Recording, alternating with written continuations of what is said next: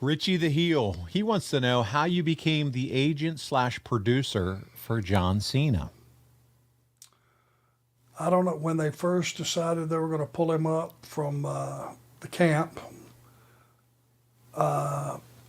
this was a time where Vince put a lot of stock in what I had to offer and what I said and my opinion and what I could teach guys.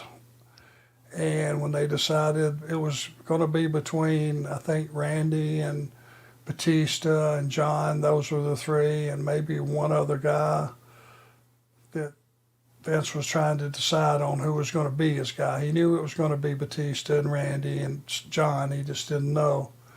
And when he decided on John, he just said to me one day, "Okay, Arn, I'm giving Cena to you. Teach him how to work. Teach him the business." It was just like that. From that point on, I guess he told whoever assigned the matches, give Cena to Arn. And I started working with him and worked with him the entire time that he was being groomed and what he became. My question for you as follow-up to that is, who had you worked with to that point that gave Vince that confidence level in you as an agent, as a producer, to say, yes, I'm going to give you my most valuable commodity in John Cena to groom him? Was there some guys that you had worked with up to that point that told Vince, hey, Arn's the guy? Or was it just, hey, your reputation is knowing the business like you did? Well, I'd worked with Goldberg from day one, once he got brought up, and worked with him a lot.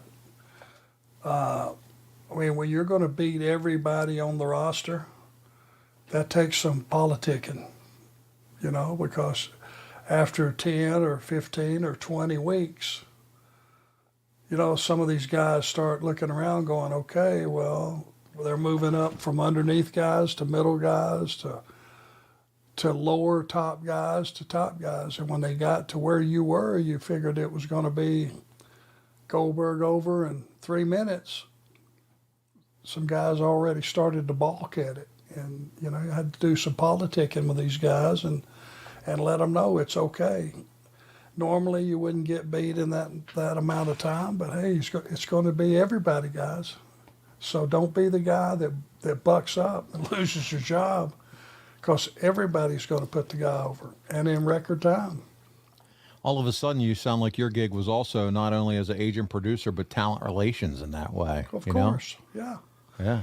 Which, I mean, I was one of the boys. I was still wrestling and wrestling at a top spot. I was doing the house shows, so I was with these guys on the road. I was doing finishes at TV. So they saw me busting my ass. And I was honest. The one thing I can say about, my job is being in the office and being an agent. I always told guys the truth. Sometimes it's not what they wanted to hear. A lot of times it wasn't. But I always told them the truth, and I didn't try to swerve anybody. And that's how I was able to walk those halls and work with all these guys too. Because if you've swerved a guy about something that he had in a finish 2 weeks ago, and now you got to go out and work 15 minutes with him 2 weeks later, you can see where that would be a problem. Mm-hmm. At least when you tell the truth and you're honest with them, they appreciate it. They can respect that, and it allows you to wear a lot of hats. You have a pretty good relationship with John Cena, having worked with him so much over the years? I have not talked to him since I left. Okay. All right, we'll move on.